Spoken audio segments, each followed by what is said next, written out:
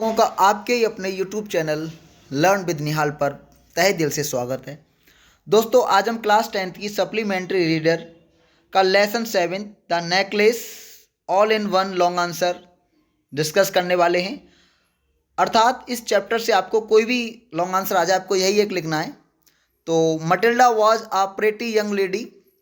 तो मटिल्डा एक बहुत ही सुंदर जवान महिला थी।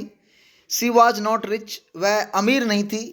हर हस्बैंड वॉज अ क्लर्क, उसके जो पति थे वो क्लर्क थे।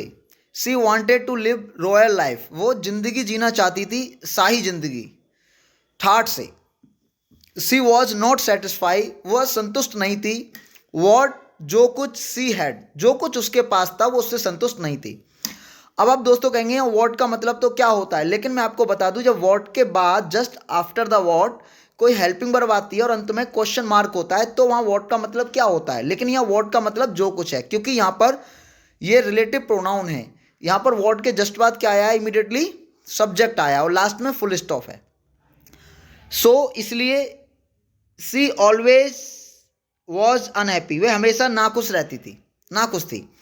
सी did not want to go to party, वह पार्टी में जाना नहीं चाहती थी। Because she had not pretty dress, क्योंकि उसके पास कोई अच्छी सी ड्रेस नहीं थी, अच्छे कपड़े नहीं थे, मतलब in sense. She borrowed the necklace from her friend, उसने अपनी सहेली से एक हार को उधार लिया। मैडम फॉरेस्टर हेल्प्ड हर, जो मैडम फॉरेस्टर थी उसने उसकी मदद की। सी वॉज हर ट्रू फ्रेंड, और वह उसकी एक सच्ची दोस्त थी। Matilda looked very sweet in party, Matilda बहुत ही सुंदर लग रही थी पार्टी में। एवरीवन एडमायर्ड हर, और सब ने उसकी तारीफ की। She lost necklace in the party, और उसका हार जो है खो गया, कहाँ, पार्टी में ही। She had to take heavy डेब्ट टू रिटर्न नेकलेस, अब जब हार खो जाता है तो उसको लौटा, अब आप किसी से कोई चीज़ लेके आएंगे तो आपको लौटानी तो पड़ेगी। तो अब हार खो गया तो उसको लोन लेना पड़ा, यानी कि कर्ज लेना पड़ा हार को लौटाने के लिए। This accident change her life, इस जो घटना ने उसकी ज़िंदगी को बदल दिया। सी लॉस्ट हर ब्यूटी, वो उसने अपनी सुंदरता ही खो दी। आफ्टर 10 ईयर, 10 साल बाद, सी न्यू, उसे पता चला, दैट नेकलेस वॉज फेक, जो नेकलेस था वो सोने का नहीं था। फेक का मतलब यहाँ वो नॉट मेड ऑफ गोल्ड, वो सोने का नहीं बना था। इफ सी हैड कन्फेस्ड, अगर वह पहले ही बता देती, हर माने उसको, that she had lost necklace, की हार खो गया है, she would have saved her from heavy depth, वह अपने आप को बचा लेती, कहाँ से बचा लेती, हैवी डेप्थ से। तो उसने अपनी सहेली को जाके बताया भी नहीं। अब देखो, वैसे भी कॉमन सेंस की बात है यार, आप किसी की कोई वस्तु लेके उधार और वो आपसे खो जाती है तो आप ये तो नहीं कहोगे कि खो गई है, आप तो उसको सेम टू सेम लौटाने की कोशिश करोगे, वही उसने किया।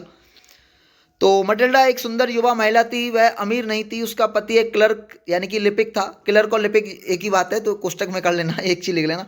वह शाही जिंदगी जीना चाहती थी, उसके पास जो कुछ था वह उससे संतुष्ट नहीं थी, इसलिए वह हमेशा दुखी रहती थी।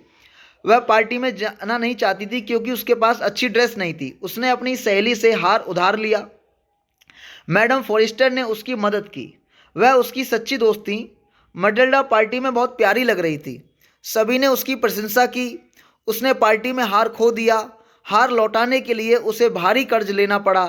इस हादसे ने, इस घटना ने उनकी ज़िंदगी बदल दी, यानी कि उसकी ज़िंदगी बदल दी।